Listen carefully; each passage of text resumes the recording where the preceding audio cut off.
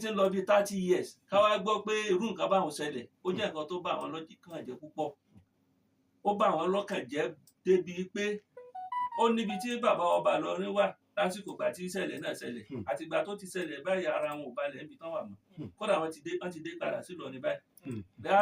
pé kì í ṣe eléyìí ṣe kì í sàládà wa pé àwọn á ní ká sọ fún gbogbo aráàlú o pé ń pera rẹ̀ bẹ́ẹ̀ ni o bàbá ọba Ìlọrin sọ pé kì í ṣàfà bàbá ọba Ìlọrin wọ́n ní ká sọ fún gbogbo ayé pé kì í ṣe àfà kì í ṣe àfà tí ń bẹ nínú ìlú tàwọn ìlú Ṣéhù Álímì tó yẹ pé ààwẹ̀ àdúrà àti ìṣesàárà àti yíyin lọ́ọ̀ náà wọ́n fi dálẹ̀ bàbá ọba Ìlọrin sọ pé kì í ṣàfà tó ti yé torí bàbá ọba Ìlọrin náà àgbà àfà ni wọ́n torí ẹni tó jókòó tí Al-Kùránì tó jókòó ti súnà Nábì Muhammad tí sì ń darí ìlú bó ṣe tọ́ bó ṣe yẹ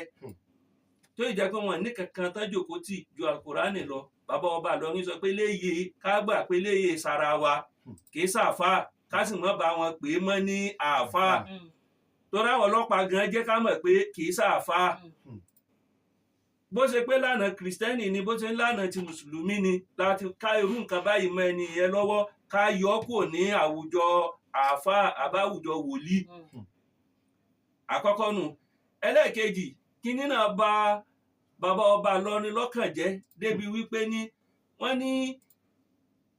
ìṣẹ̀lẹ̀ yìí ó jẹ́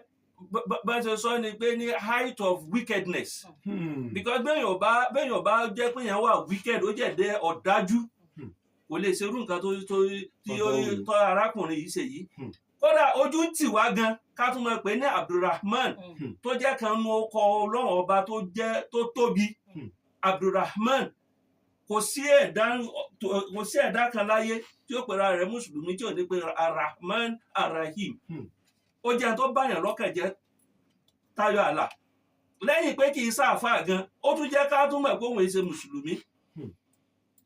torí kò sí mùsùlùmí kan tí ó máa kírun tí ó máa ṣàdúrà tí ó sì máa gbààwẹ̀ tí ó wà dánrù nǹkan tó dánwò yìí.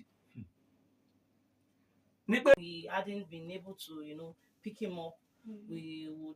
would take a very long time for us to know what exactly must have happened to her. So the Kwara State Police Command, under the leadership of the Commissioner of Police, CP Victor Olaiya PSC Daga, he has been working assiduously. He has challenged, these police detectives in charge of this case to make sure they get to the root of this matter in quick time. So we are making progress. So just relax when we are done with it. Àkọ́kọ́ ń bẹ lára ìgbésẹ̀ ni pé ní bàbá ọlọ́lá ọba ìlú Ìlọrin àti gbogbo agbègbè rẹ̀ wọ́n ní kí oníkálùkù lọ níṣẹ́ ọwọ́ èèyàn máa ń ṣiṣẹ́ ni kódà Ànábì Muhammad sallallahu alaihi wasallam ó níṣẹ́ Ànábì ń dára jẹ ni Ànábì ní iṣẹ́ tó ń ṣe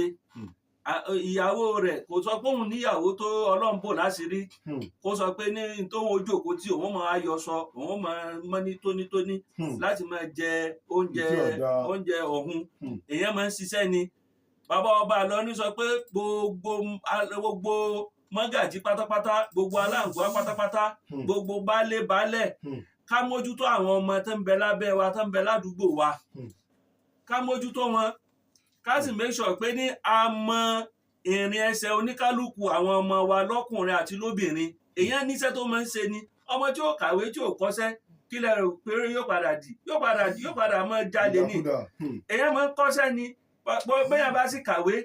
èèyàn kàwé débi pé ní yóò kàwé dójú àmì tí ó lápẹẹrẹ àní kò dé ìgbà tí a bá dín master tó ní PhD ká tó sọ pé ó kàwé ó ṣe gbogbo òwe níwọ̀nba ní àbákà tọ́lọ̀ bá ti fàlùbáríkà sí téèyàn níṣẹ́ ọwọ́